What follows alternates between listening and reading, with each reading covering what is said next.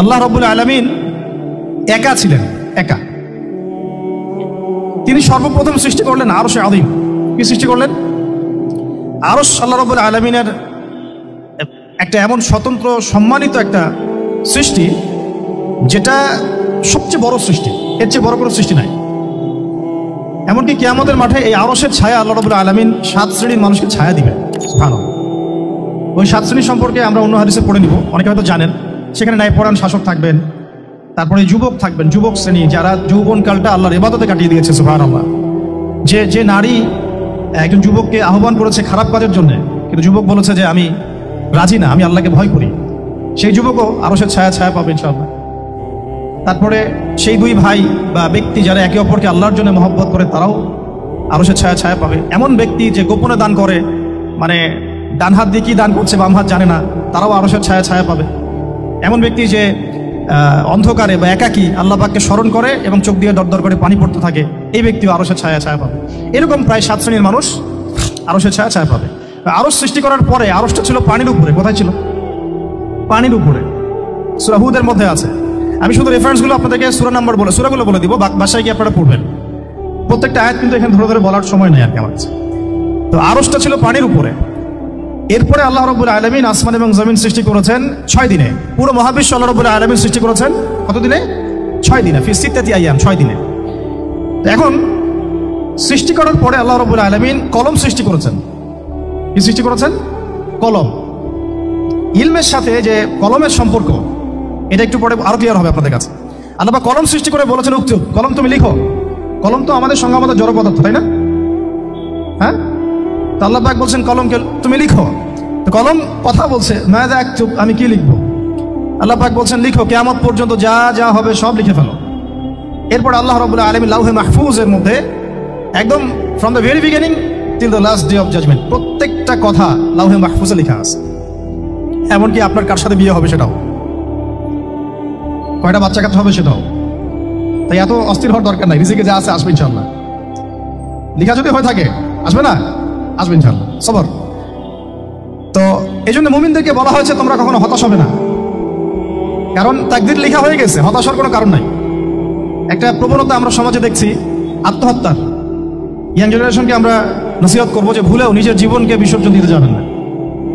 আল্লাহ রাব্বুল আলামিন আপনাদেরকে সৃষ্টি করেছেন তার ইবাদত করার জন্য এবং তার জমিনে তার দিনটাকে প্রতিষ্ঠা করার জন্য। খেলায় খেলায় আপনার জীবনটা নষ্ট করবেন না, ঠিক আছে ভাই? আল্লাহ বোঝার তৌফিক দান করেন। তো কলম সৃষ্টি করার পরে কিয়ামত পর্যন্ত সব লেখা হয়ে গেছে। এখন আমাদের এই পৃথিবীতে তো মানুষ ছিল না, ছিল? এদিকে মনোযোগ দেন। এই পৃথিবীতে কি আগে মানুষ ছিল? এই পৃথিবীতে আগে কি ছিল তাহলে বলেন? হ্যাঁ, মাশাআল্লাহ। এই পৃথিবীতে আগে কি ছিল? এখন ওরা নাই? সবার সাথেই কিন্তু একটা করে আছে, কমপক্ষে কয়টা করে? সবার সাথে কমপক্ষে একটা করে। আর কোন কোন জায়গা আছে যেখানে জিনের বড় বড় আকড়া আছে। পৃথিবীতে যে জায়গাগুলো থেকে ইসলাম বিরোধী অপতৎপরতাগুলো চলে, ওখানে জিনের আকড়া বেশি। কথা বুঝতে পারছেন? তো জিন জাতিকে আল্লাহ পাক ধ্বংস করে দিয়েছেন তাদের পাপের কারণে, আল্লাহ দ্রোহিতার কারণে, অবাধ্যতার কারণে। এখন আল্লাহ রাব্বুল আলামিন ইরাদা করলেন পৃথিবীতে আমাদেরকে সৃষ্টি করবেন, মানে মানুষকে সৃষ্টি করবেন। আল্লাহ পাক তার সমস্ত ফেরেশতাদেরকে একত্রিত করলেন। ঘটনাটা কিন্তু খুব ইন্টারেস্টিং। আমি জানি এখানে ওলামায়ে কেরামও আছেন, তবে আমি সবার জন্য প্রযোজ্য হয় এমন কথা বলারই চেষ্টা করছি, কারণ অনেকে হয়তো এগুলো নাও জানতে পারে। তো আল্লাহ পাকের ভাষায় আমি যদি বলি, আল্লাহ রাব্বুল আলামিন বলছেন আউযু বিল্লাহি মিনাশ শাইতানির রাজীম ওয়া ইয ক্বালা রাব্বুকা লিল মালায়েকা ইন্নী জাঈলুন ফিল আরদি খলিফা। হে নবী মুহাম্মদ সাল্লাল্লাহু আলাইহি ওয়াসাল্লাম, তুমি স্মরণ করো সেই সময়ের কথা যখন আল্লাহ তোমার রব সমস্ত ফেরেশতাদেরকে ডেকে বলেছিলেন যে ইন্নী জাঈলুন ফিল আরদি খলিফা, আমি জমিনে মানে পৃথিবীতে আমার খলিফা পাঠাতে চাই। কি পাঠাতে চাই? আরো জোরে বলেন। আল্লাহ পাক বলেননি পৃথিবীতে মানুষ পাঠাতে চাই, পৃথিবীতে নতুন কোনো মাখলুক পাঠাতে চাই। আমাদেরকে আল্লাহ পাক সম্মানের শব্দে সম্মানিত করেছেন, বিশেষায়িত করেছেন। আমাদেরকে বলেছেন আমরা আল্লাহর খলিফা, আমরা আল্লাহর খলিফা। এখন আমরা আল্লাহর খলিফা, কিন্তু পৃথিবীতে মানুষ খিলাফা শব্দ সহ্য করতে পারে না। হ্যাঁ, কি অদ্ভুত না? এটা কোরআনের কি শেষের দিকে আছে না প্রথম দিকে আছে? সূরা বাকারার একদম শুরু থেকে 3টা 4টা 5টা পৃষ্ঠা উল্টালে দেখবেন এই আয়াতটা আছে। কোরআন তাহলে শুরু থেকে কখনো খুলেও দেখেনি সে ব্যক্তি, প্রমাণ হলো এটা যে খুলেও দেখেন, অথবা দেখলেও সে এড়িয়ে গেছে। আল্লাহ পাক আমাদেরকে বললেন যে পৃথিবীতে আমি আমার খলিফা পাঠাতে চাই। তাহলে আদম আলাইহিস সালামকে আল্লাহ পাক মুহাব্বতের শব্দে, সম্মানের শব্দে বিশেষায়িত করলেন কি বলে? সুবহানাল্লাহ, সুবহানাল্লাহ। আর খলিফা কাকে বলে এটা আমি আপনাদেরকে বোঝাচ্ছি একটা দোয়া থেকে, একটা দোয়া থেকে। এই যে গাড়িতে করে আমরা বাসা থেকে আসলাম বা যখন কোনো সফরে যাই আমরা একটা দোয়া পড়ি, সুবহানাল্লাযী সাখখারা লানা হাযা ওয়া মা কুন্না লাহু মুকরিনিন ওয়া ইন্না ইলা রাব্বিনা লামুনকালিবুন। এতটুকু তো পড়ি নাকি? এগুলো পড়তে হবে। বই মেলায় এসেছি শুধু লেকচার শোনার জন্য না, ছবি তোলার জন্য না। আজকে জীবনটা পরিবর্তন করা, নিয়াত করে যাইতে হবে, ঠিক আছে ভাই? বই প্রকাশ করা, ছাপানো, বিক্রি করা, লেখা, এর চেয়ে বড় কথা আমার জীবনটা ইলমের আলোয় আলোকিত করা। আমি বই লিখলাম ধরেন একটা, আমার মধ্যে সেই আমল নাই, লাভ নাই। লাভ আছে? আমি বই ছাপাইছি 100, 200, 500, 1000, আমি নিজেই আমল করি না, হবে? আগে আমল, আমল জরুরি। ইলমের সাথে আমলটা খুব বেশি জরুরি। আলেম তাকেই বলা হয় যে ইলম অনুযায়ী আমল করে। তাহলে আল্লাহ পাক বলেন লিমা তাকুলুনা মা লা তাফআলুন, তোমরা এমন কাজ, এমন কথা কেন বলো যে আমল নিজেরাই করো না? কাবুরা মাকতান ইনদাল্লাহ আন তাকুলু মা লা তাফআলুন, আল্লাহর কাছে সবচেয়ে গর্হিত একটা অপরাধ, তোমরা একটা কথা বলবা কিন্তু আমল করবে না। তো দোয়াটা মুখস্থ করবেন। এই দোয়ার নিচে একটা অংশ আছে, আল্লাহুম্মা আনতা সাহিবু বিস সাফারি। আমার কথাটা শুনেন, খলিফার অর্থটা বুঝেন। অনেকে তো অনেকভাবে ব্যাখ্যা করে আর কি। আল্লাহুম্মা আনতা সাহিবু ফিস সাফারি, আল্লাহ তুমি এই সফরে আমার সাথী। সফরে বের হওয়ার সময় দোয়া পড়ছি আমরা, আল্লাহুম্মা আনতা সাহিবু ফিস সাফারি, আল্লাহ তুমি এই সফরে আমার সাথী। ওয়াল খলিফাতু ফিল আহলি ওয়া মালি, আল্লাহ আমি তো বাসায় নাই, আমার বাসার আহাল মালের খলিফা হচ্ছে তুমি আল্লাহ। তাহলে খলিফা শব্দটি কি বুঝলেন? আল্লাহ আমার বাসার আহাল মালের খলিফা মানে কি? আমার স্থলাভিষিক্ত তুমি আল্লাহ, আমি ওখানে নাই বাসায়, আমি সফরে বের হয়ে গেছি, আমার স্ত্রী, আমার সন্তান, আমার মাল, আমার জান, এগুলোর দায়িত্ব তোমার, তুমি খলিফা। কত চমৎকার দোয়া। তাহলে পৃথিবীতে আমি আমার খলিফা পাঠাতে চাচ্ছি, তার অর্থ কি? আল্লাহ রাব্বুল আলামিন এই পৃথিবীতে আমাদেরকে তার প্রতিনিধি বানিয়েছেন। সুবহানাল্লাহ, সুবহানাল্লাহ। তাহলে আমরা নিজেদের আত্মপরিচয় ভুলে গেলাম যে আমরা আল্লাহর প্রতিনিধি পৃথিবীতে, তাই না? আমরা এখন আব্রাহাম লিঙ্কনের পূজা করতেছি। আব্রাহাম লিঙ্কনের পূজা তো বুঝেন না আপনারা, এটা হচ্ছে ওই যে সকল ডেমোক্রেসি পূজা। আল্লাহ পাক বলছেন ওয়াল্লামা আদাম আল আসমাআ কুল্লাহা, আল্লাহ বলছেন আমি আদমকে এই মহাবিশ্বের যত নাম আছে, নাম, নাউন্স, ইসম, সব শিক্ষা দিয়েছি। সুবহানাল্লাহ। এই মহাবিশ্বের যত নাউন্স, নাম, এখানে ইসম শব্দের অর্থ কিন্তু জ্ঞান। ইসম মানে কি? এখানে জ্ঞান। মহাবিশ্বের যে জ্ঞানগুলো আছে এই জ্ঞানগুলো আল্লাহ পাক আমাদের আদি পিতাকে শিক্ষা দিয়েছেন। আমাদের আদি পিতাকে আল্লাহ নিজে শিক্ষা দিয়েছেন। সৃষ্টিগতভাবে আমরা জ্ঞানী ছিলাম না, আল্লাহ পাক আমাদেরকে জ্ঞান শিক্ষা দিয়েছেন। আমরা ফিলোসফির বইগুলো খুললে দেখবেন ওখানে বুদ্ধিবাদ নামে একটা মতবাদ আছে। মানে তারা বলে যে মানুষ সৃষ্টিগতভাবেই একজন বুদ্ধিদীপ্ত প্রাণী। এটা ভুল কনসেপ্ট। সৃষ্টিগতভাবে আমাদের মধ্যে জ্ঞান ছিল না, আল্লাহ পাক আমাদেরকে জ্ঞান শিক্ষা দিয়েছেন। কথা বুঝতে পারছেন? একটা মতবাদ তাদের আছে অভিজ্ঞতাবাদ, মানে মানুষ অভিজ্ঞতা থেকেই শিখে। আরেকটা আছে সমন্বয় মতবাদ, আপনারা তো এগুলো অনেকে পড়েছেন হয়তো। এর বাইরে যে একটা মতবাদ আছে যে আল্লাহ পক্ষ থেকে ওহী ভিত্তিক মানুষ জ্ঞান শিখে, এই মতবাদ কোনো দার্শনিকের বইয়ে স্থান পেল না। কি আফসোস, কি আফসোস। অথচ মুসলিম ঘরে দার্শনিক তারা। আমরাও পড়েছি ভাই না 4 বছর, এই কারণে গেলে কি আফসোস। আল্লাহ পাকের ওহীর পক্ষ থেকে যে জ্ঞান আসতে পারে এইটা কনসেপ্টই নাই। অথচ এখানে কোরআনে আল্লাহ পাক বলছেন ওয়াল্লামা আদাম আল আসমাআ কুল্লাহা, আমি আল্লাহ আদমকে সমস্ত নাম শিক্ষা দিয়েছি। সুবহানাল্লাহ। এরপরে এই যে জ্ঞান আদম আলাইহিস সালামকে আল্লাহ পাক শিক্ষা দিলেন, এর ফলশ্রুতিতেই আল্লাহ পাক বললেন যে ওয়াইজ কুলনা লিল মালাইকা উসজুদু লি আদম, হে ফেরেশতারা তোমরা এখন আদমকে সিজদা করো। কি ফেরেশতাদেরকে দিয়ে আল্লাহ পাক আমাদের পিতাকে সিজদা করালেন কিসের মানদণ্ডে? কিসের কারণে? জ্ঞানের কারণে। জ্ঞানের কারণে ফেরেশতাদেরকে আল্লাহ পাক বললেন যে এই নামগুলো বলে দাও তো তোমরা। তারা বলতে পারলো না। তারা বললো লা ইলম আল্লাহুম্মা লা ইলমা লানা ইল্লা মা আল্লামতানা, আল্লাহ আমাদের তো সেই জ্ঞান নাই, শুধু ওইটুকু জ্ঞান আছে যা আপনি আমাদেরকে শিখিয়েছেন। তখন আল্লাহ পাক বলেছিলেন যে আমি যা জানি তোমরা তা জানো না। আমি কি বলি নাই যে আমি আসমান জমিনের গায়েবের সব খবর জানি? তখন আল্লাহ বললেন যে তোমরা সবাই সিজদা করো আদমকে। তাহলে আমাদের পিতাকে খলিফা করা হলো, জ্ঞান শেখানো হলো, আল্লাহ পাক নিজে শেখালেন, ফেরেশতা মণ্ডলীদের দিয়ে সিজদা পর্যন্ত করালেন। কিসের মানদণ্ডে? আরো আসতে বলেন, জ্ঞানের মানদণ্ডে। এখন যদি আমরা একটু প্রশ্ন ছুড়ে দেই নিজ নিজ বিবেকে, আমরা কি সেই ওহীর 10টা সূরাও শিখেছি? 10টা পারা কি পড়া হয়েছে কখনো?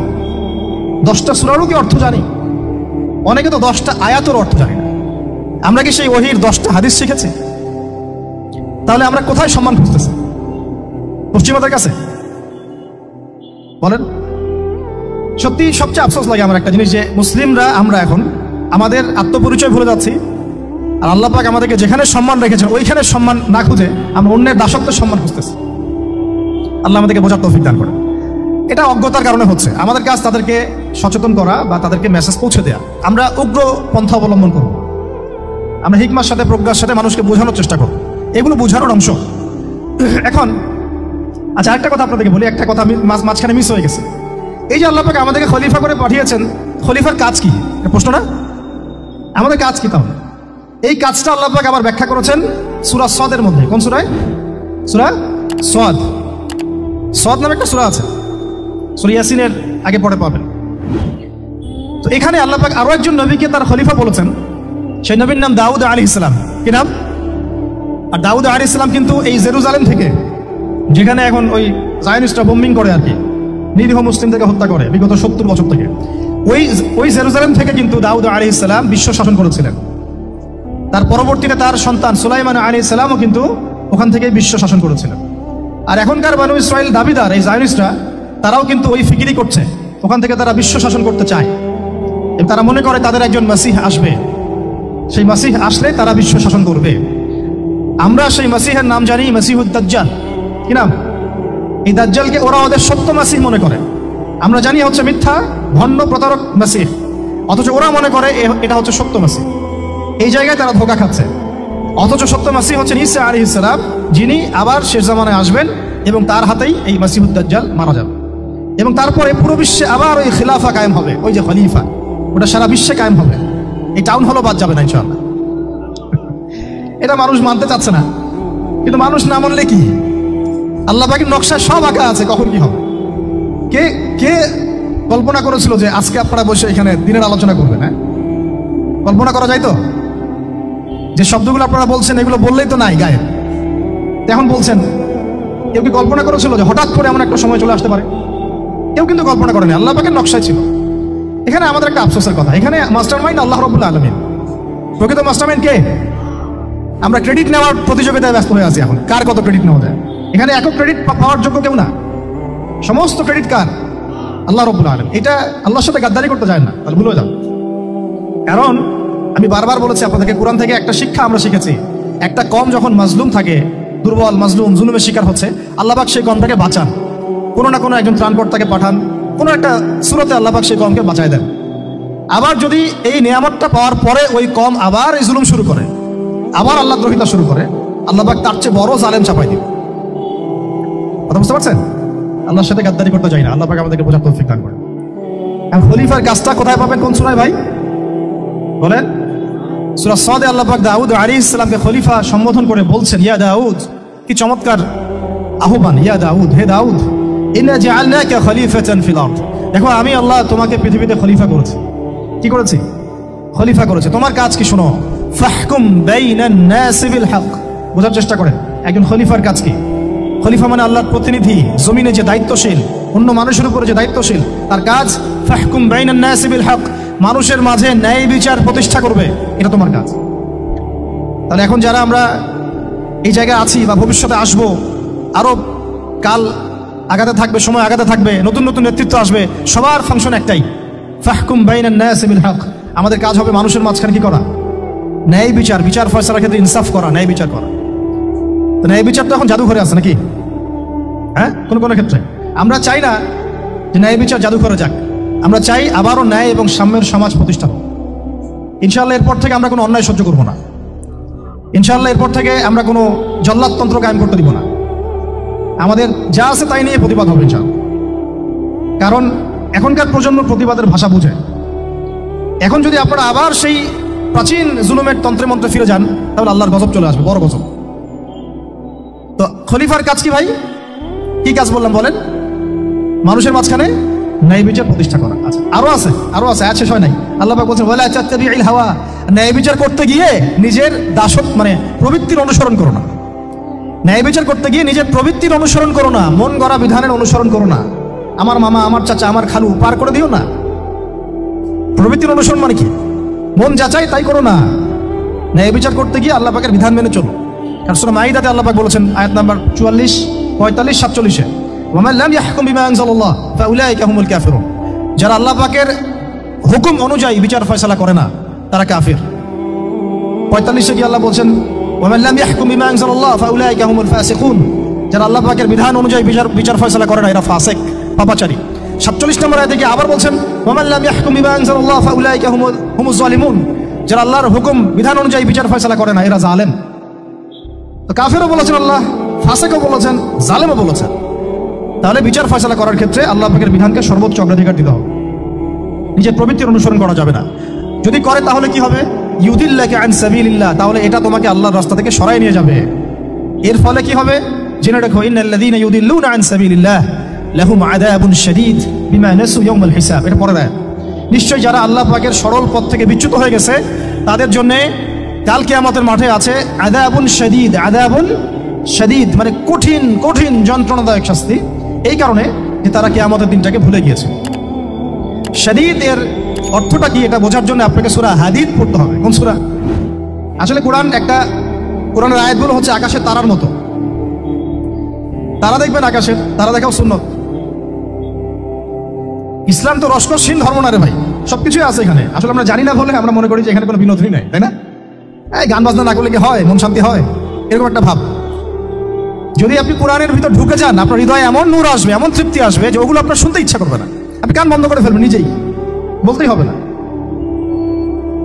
এখন কিছু নতুন ইসলামিস্ট আসছে, তারা এগুলোকে ইসলামের অন্তর্ভুক্ত বলে মনে করার দাবি করতেছে, যেগুলো এগুলো তো নিষেধ নাই, এগুলো তো নিষেধ করা হয় নাই। কতটুকু জানেন ইসলাম সম্পর্কে? আপনি না জেনে কেন কথা বলেন? নবী সাল্লাল্লাহু আলাইহি ওয়াসাল্লাম রাস্তা দিয়ে হাঁটছেন, ওই সময় তো অনেক পূজা অর্চনা ইত্যাদি হতো মক্কায়, তো এখানে ঢাক ঢোলের শব্দ আসছে। নবী সাল্লাল্লাহু আলাইহি ওয়াসাল্লাম নিজের 2 আঙ্গুল কানের মধ্যে ঢুকিয়ে দিলেন, দিয়ে পাশে একজন সাহাবী তাকে জিজ্ঞাসা করছেন, হাঁটতে হাঁটতে হাঁটতে হাঁটতে, তুমি কি এখন আওয়াজ শুনতে পাচ্ছ? সাহাবী বলেন, না ইয়া রাসূলুল্লাহ, এখন আওয়াজ শুনতে পাচ্ছি না। তখন তিনি কান বের করলেন। এটা নবীর সুন্নাত। আর আমরা নবীর সুন্নাতকে উল্টাই দিচ্ছি কিভাবে দেখেন, আমাদের কানেই এখন ইয়ারফোন। উনি যেটা শুনে কান বন্ধ করতেন ওইটা আমরা কানে ঢুকা রাখছি এখন। আল্লাহ আমাদেরকে বোঝার তৌফিক দান করেন। দেখেন আমরা তো সবাই পাপী। আমার মনে হয় না আমরা কেউ নবী সাল্লাল্লাহু আলাইহি ওয়াসাল্লামের সুপারিশ ছাড়া পার পাবো, এমনটা মনে হয় না আমাদের। সবাই পাপী, আপনি আমি আমরা সবাই। তো সেই যে নবীর সুপারিশ আমরা প্রত্যাশা করছি, সেই নবীর সুন্নতকে যদি এইভাবে অবজ্ঞা করতে থাকি তাহলে কি সুপারিশ পাবো ভাই? কি মনে হয় আপনাদের? অ্যাটলিস্ট সুন্নতকে তো সম্মান করতে হবে নাকি? আল্লাহ বোঝার তৌফিক দান করেন। আমি তাহলে যেটা বলছিলাম যে আল্লাহ পাকের বিধান অনুযায়ী বিচার ফয়সালা করতে হবে, এটা খলিফার কাজ। ন্যায় বিচার করতে হবে মানুষের মাঝখানে, এবং নিজের প্রবৃত্তির অনুসরণ করা যাবে না, তাহলে আল্লাহর পথ থেকে দূরে সরাই দিবে। এখানেই বললাম শাদীদ বুঝতে গেলে আপনাকে কোন সূরা পড়তে হবে? সূরা হাদীদ। আকাশের তারার কথা কেন বললাম? যে আকাশের তারাগুলো যদি মেলাতে পারেন দেখবেন বিভিন্ন শেপ তৈরি হয়। প্রত্যেকটা তারার অবস্থানের গাণিতিক একটা ব্যাখ্যা আছে। যারা অ্যাস্ট্রোনমি নিয়ে পড়াশোনা করেন তারা জানেন, এগুলা সবাই জানবেন না। প্রত্যেকটা তারাকে আল্লাহ পাক এত সূক্ষ্মভাবে স্থাপন করেছেন যে যদি একটু সামান্য একটু ডানে বামে এগুলো সরে যায়, মহাবিশ্বের এই স্থিতিশীলতা নষ্ট হয়ে যাবে। এবং এটার কসমও আল্লাহ পাক কোরআনে করেছেন সূরা ওয়াকিয়ার মধ্যে। কোন সূরা? সূরা ওয়াকিয়াতে আল্লাহ পাক বলেছেন, ফালা উকসিমু বিমাওয়াকি'ন নুজুম। আমি তারার অবস্থান স্থলের স্থিতির কসম করে বলছি। আল্লাহ পাক এর কসম করেছেন। কত গুরুত্বপূর্ণ জিনিস, ঠিক আছে? পরেরগুলো বললাম না। সূরা হাদীদ কেন পড়বেন? সূরা হাদীদ আল্লাহ পাক বলেছেন যে ওয়ানজালনাল হাদীদা ফীহি বাসুন শাদীদ। এটা শাদীদ বোঝা থেকে হাদীদে আসছে। আল্লাহ পাক বলছেন যে আমি আল্লাহ পৃথিবীতে আসমান থেকে লোহা নাজিল করেছি। অবাক করার বিষয় না? লোহার খনি খুঁজতেছেন আপনারা মাটির নিচে, তাই না? আল্লাহ পাক বলছেন আমি লোহা নাজিল করেছি। আনজালনা, ঠিক যেমন ইন্না আনজালনাহু ফী লাইলাতুল কদর, আমি লাইলাতুল কদরে কোরআন নাজিল করেছি, আসমান থেকে নাজিল হয়েছে, তাই না? এরকমই ওয়ানজালনাল হাদীদা, আমি হাদীদ লোহা নাজিল করেছি। ফীহি বাসুন শাদীদ, যে লোহার মধ্যে আছে কঠিন শক্তি। শক্তি আছে না? আয়রন যে অণু পরমাণুগুলো, এগুলোর শক্তি সবচেয়ে বেশি না? কেমিস্ট্রিতে আপনারা পড়েছেন।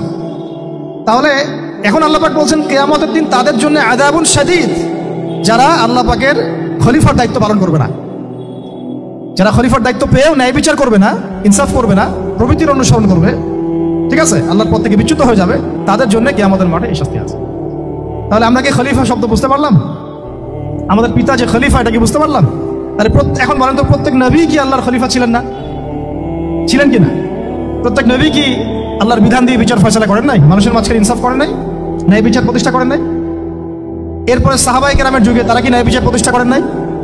তাহলে হঠাৎ করে কি হলো বিশ্ববাসীর মধ্যে যে একেবারে কোরআন হাদিস এই মৌলিক বিষয়গুলো এগুলো সব পাশ কাটিয়ে আমরা মানব রচিত বিধানগুলোর দিকে চলে গেলাম? রহস্যজনক না বিষয়টা? এটা হচ্ছে দাজ্জালীয় একটা শাসন আসতেছে সামনে। দাজ্জাল নিজেকে খোদা বলে দাবি করবে, সে সমস্ত মানব জাতিকে বুঝাবে যে সেই খোদা, নাউযুবিল্লাহ। সে অনেক ভেলকি দেখাবে, মানুষকে তার দিকে টেনে নিয়ে আসবে। এমনকি সে এক হাতে জান্নাত এক হাতে জাহান্নাম নিয়ে ঘুরবে।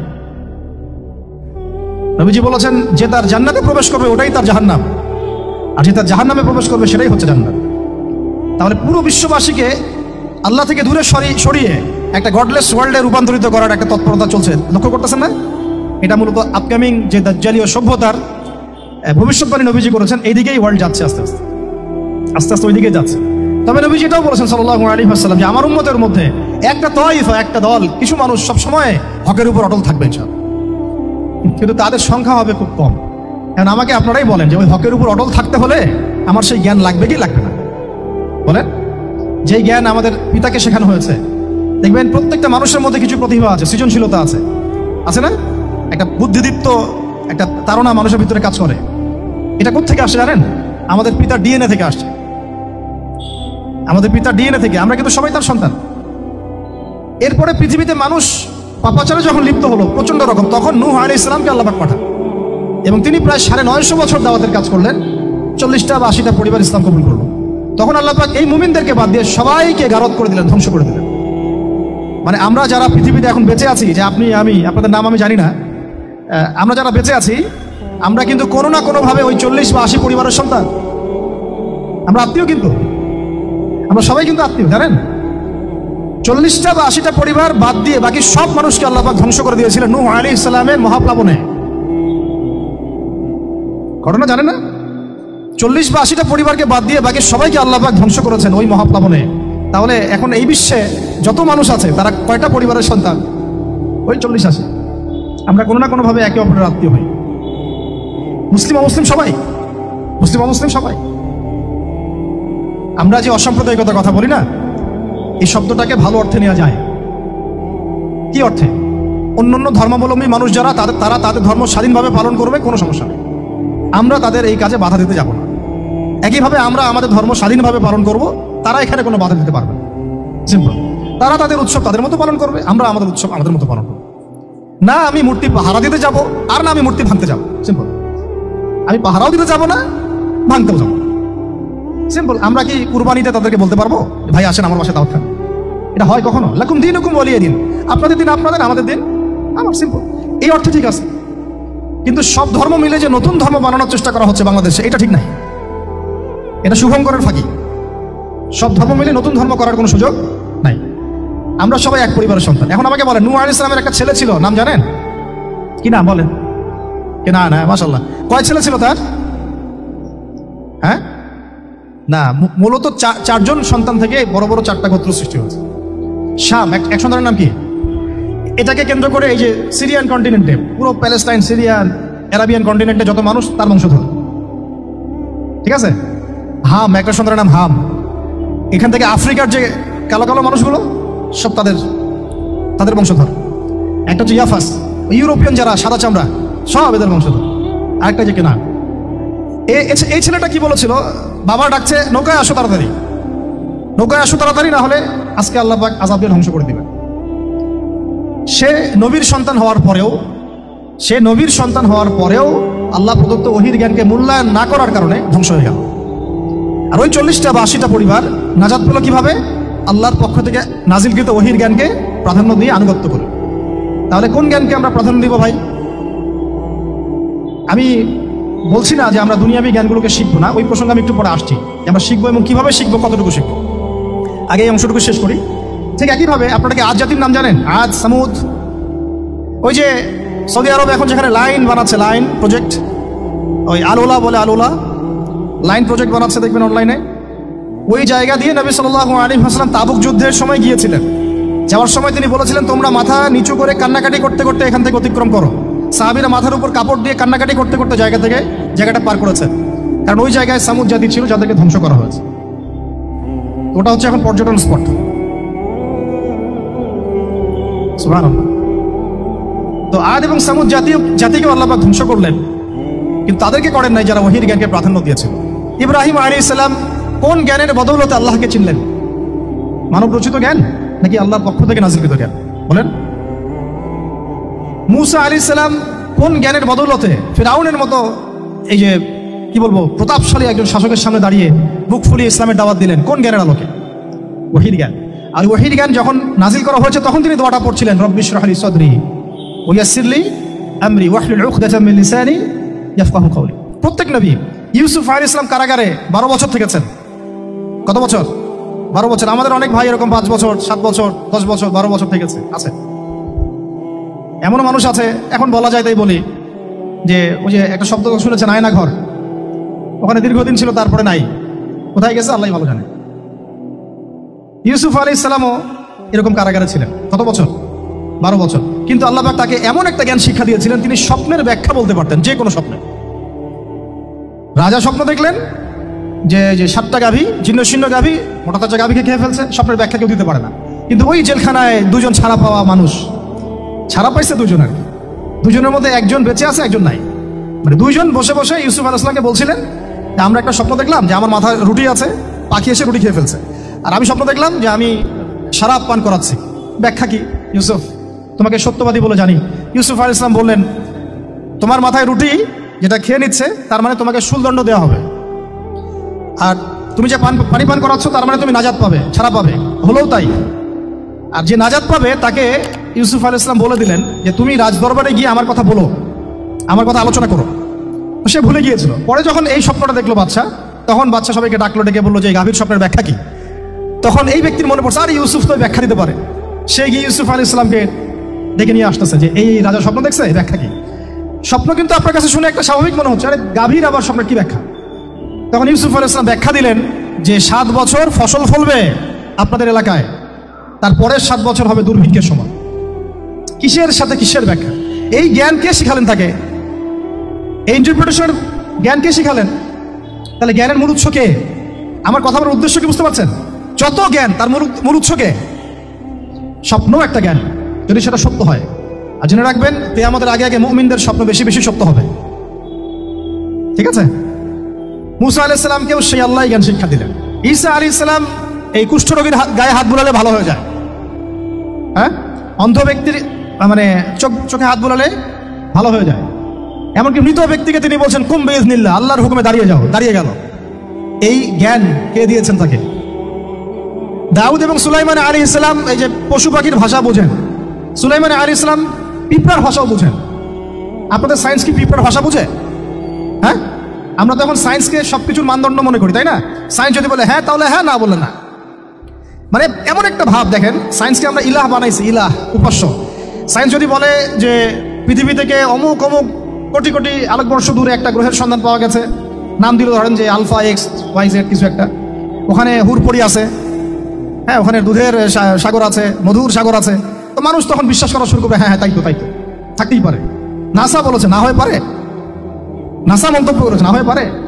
ওরকম যদি বলে অনেক দূরে একটা আগুনের একটা বিশাল ইয়া পাওয়া গেছে, গ্রহ পাওয়া গেছে, ওখানে আযাব দেওয়া হয়, শাস্তি দেওয়া হয়, ওখানে অন্য মাখলুক আছে, ওদের ভাষা এলিয়েন আর কি, মানুষ বিশ্বাস করে।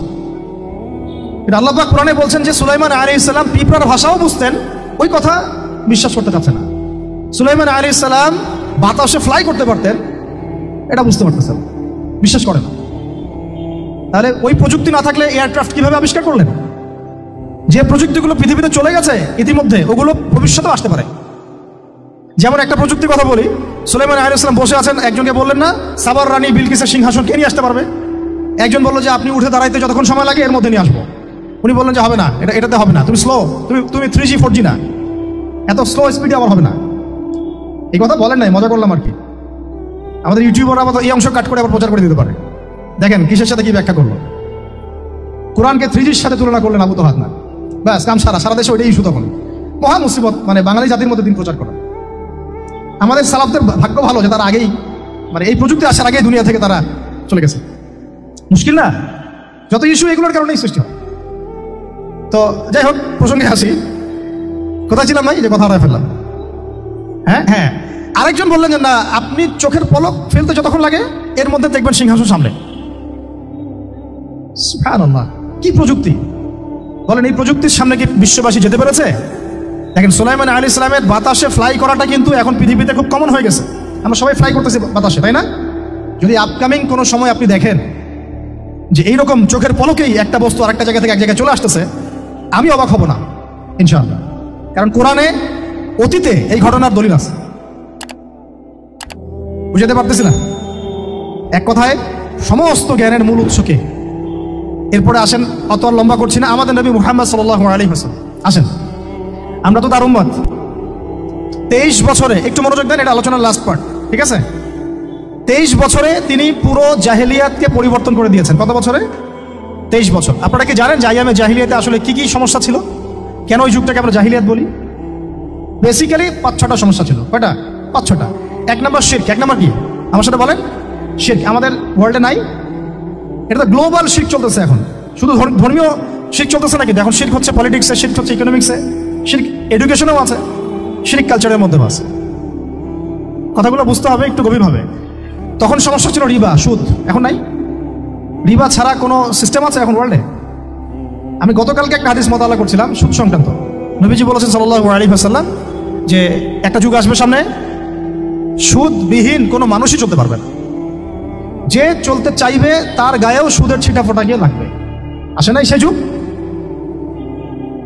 সুবহানাল্লাহ, কিভাবে তিনি এত স্পেসিফিকলি কথাগুলো বলতে পারেন? নিশ্চয়ই তিনি এমন একজন সত্তার কাছ থেকে জ্ঞান পেয়েছেন যিনি সব জানেন, অতীত, বর্তমান, ভবিষ্যৎ, তাই না? এমনকি নবীজি বলেছেন ইমামুল মাহদির সময় যে 10 জন ঘোর সাওয়ার বের হবে এবং তারা গিয়ে খোঁজ নিতে যাবে যে দাজ্জাল বের হয়েছে কিনা, নবীজি বলছেন আমি সেই 10 জনের নামও জানি, তাদের বাবার নামও জানি। সুবহানাল্লাহ, সুবহানাল্লাহ। কিয়ামতের মাঠে আলী রাদিয়াল্লাহু আনহু, আবু বকর রাদিয়াল্লাহু আনহু, ওমর, উসমান রাদিয়াল্লাহু আনহুম আজমাইন, তাদের হিসাবটা কেমন হবে ওইটাও নবী সাল্লাল্লাহু আলাইহি ওয়াসাল্লাম আগেই বলে দিয়েছেন। সবচেয়ে দ্রুত হিসাব হবে এই উম্মতের আলী ইবনে আবি তালিব রাদিয়াল্লাহু আনহু। যাবেন, বেরোবেন, শেষ। কি মানুষ, তার জীবনীটা পড়ে দেখবেন। আমি শেষের দিকে বলে দিব আপনাদেরকে আজকে, এবং এটা রেকর্ডেড থাকবে, ইনশাআল্লাহ অনলাইনে দিয়ে দিব, যে আপনারা কোন কোন সাবজেক্টের বই কিনবেন। বই মেলা তো শুধু মানে আসলেন একটা র্যান্ডমলি বই কিনলেন এমন না, টপিক ধরে ধরে সাবজেক্ট ওয়াইজ বই কিনতে হবে, ঠিক আছে ভাই? বই কেনার পিছনে টাকা পয়সা খরচ যদি না করেন, মানে দিনের জন্য অর্থ ব্যয় করার মানসিকতা না থাকে, এলেম পাওয়া যাবে। অনেক মুহাদ্দিস নিজের গায়ের জামা খুলে দিয়ে পর্যন্ত বই নিয়ে বাসায় গিয়েছে, জানেন? তাদের সমস্ত সম্পত্তি বিক্রি করে দিয়েছেন বই কেনার জন্য। আজকে সকালে আমাদের এক ভাই মোজাকারা করছিলেন যে আমারই এক ওস্তাদ, বাংলাদেশের অনেক বরেণ্য একজন আলেমে দ্বীন, প্রবীণ আলেমে দ্বীন, তার কথা আলোচনা হচ্ছিল যে তিনি কিতাব পড়তে হঠাৎ একটা কিতাব তিনি খুঁজে পাচ্ছেন না। তো ছাত্রদেরকে পাঠালেন যে খুঁজে নিয়ে আসো তো, কোথায় আছে? কেউ খুঁজে পায় না। তিনি নাকি ওযু করে এসে 2 রাকাত নামাজ পড়ে বাচ্চার মতো হাউমাউ করে কান্নাকাটি শুরু করলেন, আল্লাহ আমার সেই কিতাব কোথায় গেল, আমার কিতাবটা এনে দাও। তলাবুল ইলম কাকে বলে দেখেন? ইলমের তালেব, ইলমের ছাত্র কাকে বলে? এই যে ইলমের ছাত্র, আমরা কি ছাত্র হতে পারছি? একটা বইয়ের দাম যদি দেখি 100 টাকা, বাস আমাদের গায়ে লাগে। 100 টাকা দিয়ে তো আপনার গার্লফ্রেন্ডকে নিয়ে বসতে গায়ে লাগে না, বসলে তো 500 টাকা চলে যায়। জিনা থেকে বাঁচতে না পারলে কলবে আল্লাহ নূর আসবে না। আল্লাহ পাক আমাদের কথাগুলো বোঝার তৌফিক দান করেন, আমিন। জিনা, আবার বলছি, জিনা থেকে বাঁচতে হবে, অন্যথায় কলবে নূর আসবে না। আল্লাহ পাক আমাদেরকে বোঝার তৌফিক দান করেন, আমিন। কোথায় ছিলাম ভাই? বলেন। 1 নাম্বার কি ছিল? শিরক। 2 নাম্বার রিবা, সুদ। ওইটা বলতে গিয়ে হাদিসটা কথা বলেছিলাম। এই সুদটা কি এখন বেশি না কম? এখন সুদ মানুষ খাচ্ছে, যুক্তিও দিচ্ছে যে এই যুগে এখন সুদ না খাইলে কি চলে? একদিন একটা মসজিদে বয়ান করছিলাম, তো মসজিদে বয়ানের মাঝখানে একজন দাঁড়ায় গেল, দাঁড়ায় আমাকে বলছে যে ওস্তাদ, হুজুর বুঝলাম আপনার সব কথা ঠিক আছে, এখন আমার 1 লাখ টাকা ধার লাগবে, আমি কোত্থেকে নিব? বলেন, আসলে উত্তর দিবেন কি? হ্যাঁ, সুদের ক্ষতিকর বিষয়গুলো যেমন বলতে হবে, সুদবিহীন ব্যাংকিং সিস্টেম এবং অর্থনৈতিক ব্যবস্থাও তো চালু করতে হবে। সেটা কি? সেটা হচ্ছে যাকাত। সেটা কি? যাকাত, সাদাকা এবং করজে হাসানা।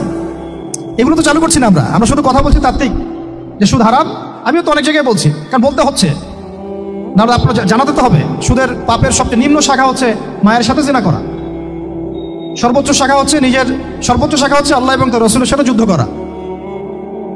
একটা হাদিস বুখারীতে এরকম আসছে, বুখারীতে কি তিরমিজিতে, আমি রেফারেন্সটা ভুলে যাচ্ছি, তবে হাদিসটা সহিহ। নবী সাল্লাল্লাহু আলাইহি ওয়াসাল্লাম বলেছেন, যে ব্যক্তি 1 দিরহাম সুদ খায় সে যেন 36 বার জেনা করবে। আর আপনারা তো জানেন, এটা আমার বলার দরকার নাই, 4 শ্রেণীর মানুষকে নবীজি অভিশাপ দিয়েছেন, যে নিজে খায়, তারপরে যে সুদ দেয়, যে লিখে রাখে, যে সাক্ষী থাকে। আমি বলতে চাচ্ছি, আইয়ামে জাহিলিয়াতে এই সুদটা ছিল, আমাদের এই বর্তমান ওয়ার্ল্ড অ্যাফেয়ার্সে নাই। বাংলাদেশ একটা কান্ট্রি হিসেবে চিন্তা করবেন না, আপনি গ্লোবালি চিন্তা করবেন, কারণ এখন একটা দেশ স্বতন্ত্রভাবে চলতে পারে না। ওয়ার্ল্ড ব্যাংকের সাথে আপনাকে ডিল করতে হবে, IMF এর সাথে। আমি যদি প্রেসিডেন্ট হই তো আমাকে করতে হবে, আপনি হলে আপনাকে করতে হবে। কথা বলে তো শুধু কথা বলে লাভ নাই, আপনার বিকল্পটা কি আসলে, বিকল্প ব্যবস্থাটা কি, এটা তো মূল কথা। ইকোনমিক্স নিয়ে কতগুলো কিতাব আছে এখানে, ইসলামিক ইকোনমিক্স নিয়ে আমরা কতগুলো কিতাব ছাপাইছি, বর্তমান ওয়ার্ল্ড অ্যাফেয়ার্স নিয়ে আমরা কতগুলো কিতাব ছাপাইছি। নবী সাল্লাল্লাহু আলাইহি ওয়াসাল্লাম বলেছেন, শেষ জামানার সবচাইতে আমার উম্মতের উপর ভয়াবহ ফিতনা হচ্ছে মাসিহুদ দাজ্জাল। কি নাম বলেন? এখন আপনি আমাকে মাদ্রাসার পুরো সিলেবাসে কন্টেন্টে আমাকে দাজ্জাল নিয়ে একটা ফ্যাকাল্টি দেখান, আছে? কয়টা কিতাব আছে? সবচেয়ে ভয়াবহ ফিতনা, নবীর মুখে, নিজের মুখে বলা, সবচেয়ে ভয়াবহ, এর চেয়ে ভয়াবহ কোনো ফিতনা আসে নাই, আসবেও না। তো এখন আপনি আমাকে বলেন যে এই ফিতনা সংক্রান্ত কতগুলো কিতাব আপনার কাছে আছে বাসায়, বলেন। তাহলে গ্যাপস আছে না আমাদের মধ্যে, গ্যাপস ফিল আপ করতে হবে। কথাগুলো বলার উদ্দেশ্য হচ্ছে গ্যাপসটা ফিল আপ করা। তো এই রিবার সমস্যাটা এখনো আছে। আল্লাহ পাক আমাদেরকে রিবা মুক্ত জিন্দেগি দান করেন, আমিন। এবং আমি রিকোয়েস্ট করব বিনয়ের সাথে যে আমাদের ঊর্ধ্বতন কর্তৃপক্ষ যারা আছেন, শুধু একটা কাজ করেন না, একটা কাজ একটা বছর করেই দেখেন না কি হয়। প্রত্যেকটা মুসলিম, অমুসলিমদের কথা বলছেন, যেহেতু এটা খিলাফা স্টেট না, সেহেতু অমুসলিমরা এখানে জিজিয়া দিবে না। খিলাফা স্টেটে অমুসলিমরা জিজিয়া দেয়, এটা তো খিলাফা স্টেট না, এটা ডেমোক্রেটিক স্টেট এবং সেকুলার স্টেট। শুধু মুসলিমদের কাছ থেকে যাদের নিসাব পরিমাণ সম্পদ হয়েছে জাকাত দেওয়ার, সবার কাছ থেকে রাষ্ট্রীয়ভাবে বাধ্যতামূলক জাকাত নেন, দেখেন না অর্থনীতি সচল হয় না হয় না। একটা বছর নিয়ে দেখেন না কি হয়। কেউ এই উদ্যোগ গ্রহণ করতে পারতেছে না, কেন হচ্ছে না আমরা বুঝতে পারতেছি না। কর্জে হাসানার এনজিও চালু করা যায়, আমরা অনেক সংগঠন করছি, সোশ্যাল, অরাজনৈতিক ইত্যাদি রাজনৈতিক, আমরা ইকোনমিক এনজিও খুব একটা করতে পারছি না। কিন্তু এই জায়গাগুলো দখল করে ফেলছে, দেখেন কারা কারা, নাম বলতে চাচ্ছি না। এবং যারা যারা দখল করছে তারা কিন্তু এখন রাষ্ট্রের অনেক বড় বড় জায়গায় হস্তক্ষেপ করতেছে। ইভেন ট্রান্সজেন্ডারের মধ্যে ইস্যু কিন্তু তারাই ঢুকাই দিচ্ছে ভিতরে, ঢুকায় নাই?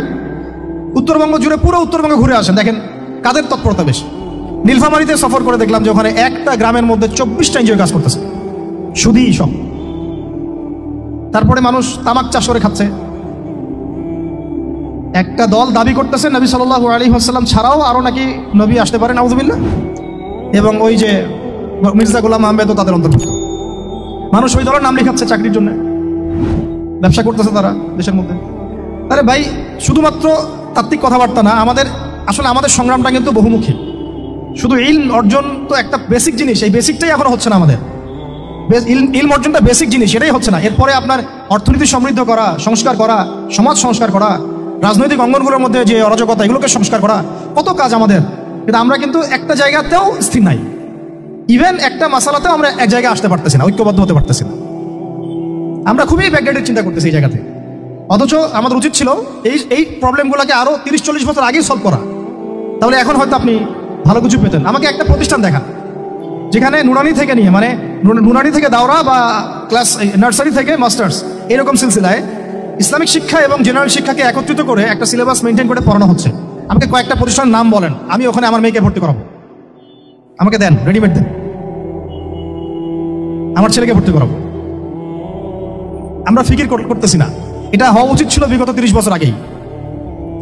আমি আপনাদেরকে বলি যে প্রকাশনা সংস্থার ভাইরা আছেন অনেকে এখানে। ধরেন আমাদের রংপুরের কোনো ভাই আপনাদেরকে পুরো 1 বিঘা জমি দিল, ধরেন 5 বিঘা জমি দিয়ে দিল, ঠিক আছে? আর আমরা সবাই মিলে দেশবাসীর কাছ থেকে টাকা কালেক্ট করে একটা কনস্ট্রাকশন দাঁড় করে, প্রতিষ্ঠান দাঁড় করালাম, একেবারে অনার্স, মানে নুরানি থেকে নিয়ে, মানে প্লে গ্রুপ থেকে নিয়ে মাস্টার্স, এরকম ফ্যাকাল্টি আর কি করলাম। এখন ভাই, আপনারা যারা বই প্রকাশ করতেছেন, আমাকে কি আপনারা বই দিতে পারবেন? প্রত্যেকটা ক্লাসে আমি কোন কোন বই পড়াবো পারবেন? আমাকে কি সিলেবাস দিতে পারবেন? কথা বলেন। প্লে গ্রুপে কোন কোন বই পড়াবো আমাকে দেন, নার্সারিতে দেন, STD 1-এ দেন, 2-তে দেন, 3-তে দেন, 5-এ দেন, এভাবে আপনি আমাকে ক্লাস 10 পর্যন্ত দেন। তারপরে কি আপনি আমাকে অনার্স, মাস্টার্স, এই ফ্যাকাল্টিগুলো আলাদা আলাদা, এগুলো কি ইউনিভার্সিটি আদলে আপনি কি আমাকে সাজা দিতে পারবেন? আমরা জায়গা দিব, টাকা দিব, প্রতিষ্ঠান করে দিব। প্রকাশনা সংস্থা থেকে কি আমরা এতটুকু পেতে পারি?